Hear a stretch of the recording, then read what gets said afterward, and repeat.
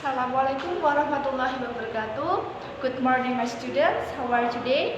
I hope all of you is fine in your home. Okay, let's pray basmalah together. Bismillahirrohmanirrohim. Okay, Miss Risma berdiri di sini akan menjelaskan sedikit mengenai tugas ataupun materi yang sudah Ibu berikan 2 hari yang lalu ya, seperti itu. Ibu lihat kalian belum memahami apa sih itu yang dimaksud dengan text recount atau recount text. Nah, sebelumnya Ibu ingin tanya, kalian sudah memahami belum sih apa itu recount text?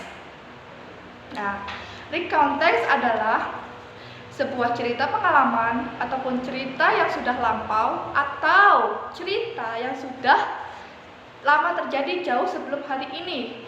Misal, kalian bercerita tentang kegiatan kalian minggu kemarin untuk menemani ibu kalian pergi ke warung kelontong untuk membeli peralatan rumah tangga, seperti itu. Misal, minggu kemarin saya dan ibu saya pergi ke Pamela Supermarket. Di sana kami membeli banyak sekali keperluan.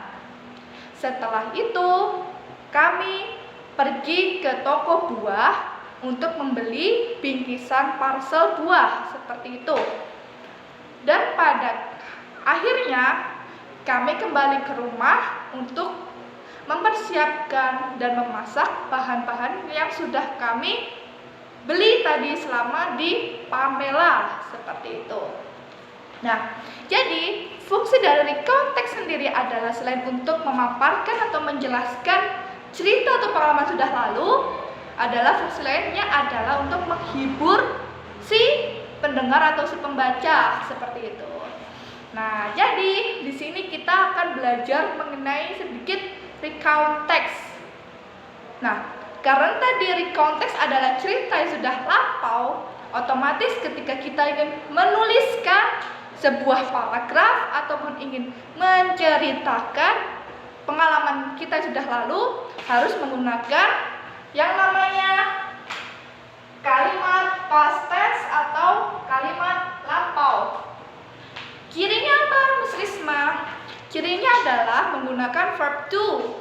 Nah, jadi Ibu di situ sudah menyertakan bagian-bagian berisi beberapa vocab ataupun kata-kata benda atau kata kerja, seperti itu ya, maaf, kata kerja yang sudah berbentuk ke masa lampau ataupun verb to.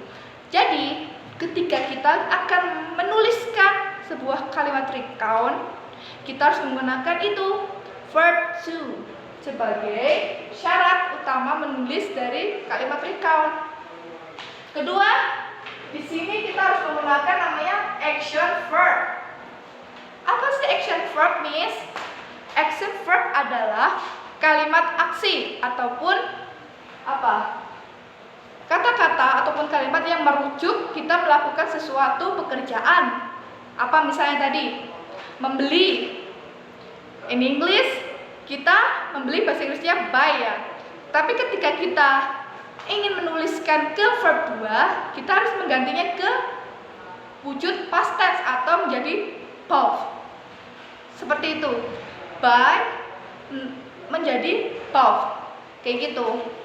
Ada lagi nanti action verb seperti pergi.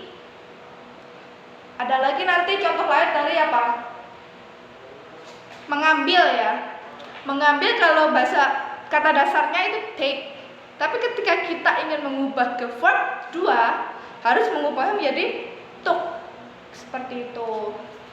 Nah, ketiga, kita harus menggunakan yang namanya adverb dan adverbial phrases. Apa sih itu, Miss Risma, adverbial phrase? Nah, seperti tadi Ibu bilang, Ibu kan tadi bercerita, minggu kemarin saya dan ibu saya pergi ke Pamela Supermarket. Nah, kata minggu kemarin atau dalam bahasa Inggrisnya 1 week ago. Nah, itu adalah contoh dari penerapan dari poin ketiga, yakni menggunakan adverb dan adverbial phrases. Jadi kayak last day, last Sunday, last year, 1 week ago, 1 month ago. Itu adalah termasuk dari si penerapan poin ketiga atau menggunakan adverbial phrases. Jadi seperti itu. Untuk poin terakhir, yang nomor 4, menggunakan conjunction and time connectives. Apa sih itu, Miss? Nah, seperti ini tadi sudah dicontohkan di dalam lembar yang Ibu bagikan. Di sini ada contohnya and, or, that, and then, finally, what, lately, dan lain sebagainya. Itu merupakan kata hubung waktu ketika kita akan menuliskan kalimat cerita pengalaman kita, seperti itu ya. Oke, jadi selain syarat untuk menulis tadi di konteks seperti itu, kita harus ingat bahwa recontext itu sama seperti sebuah teks dalam bahasa Indonesia. Ketika kita mengenal di dalam sebuah paragraf bahasa Indonesia itu mesti ada kalimat pembuka, kalimat isi, dan kalimat penutup. Sama halnya di dalam recontext. Seperti contoh yang di sini, Ibu sudah memberikan sebuah teks pengalaman atau recontext mengenai sebuah liburan diving in the Bunaken Island. Jadi di sini sudah dijelaskan ya, mana yang termasuk bagian orientation, bagian series of event. Ada event pertama, ada event kedua. Nah, event di sini adalah kata lain dari isi dari recontext tersebut.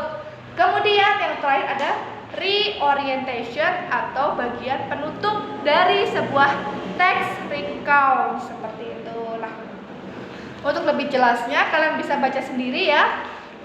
Ada poin pertama mengenai apa sih itu orientation. Yang jelas orientation adalah pembuka.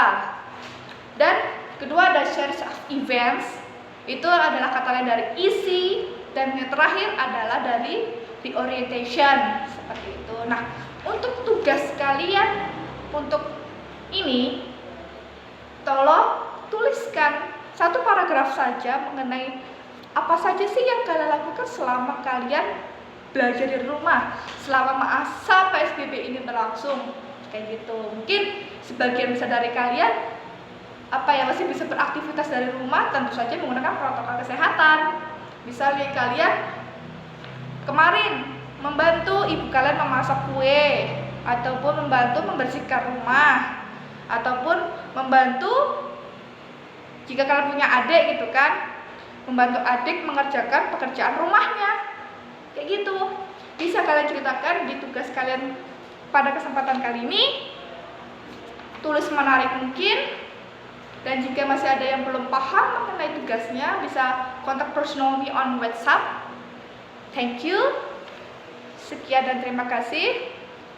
Keep your health, students. Assalamualaikum warahmatullahi wabarakatuh.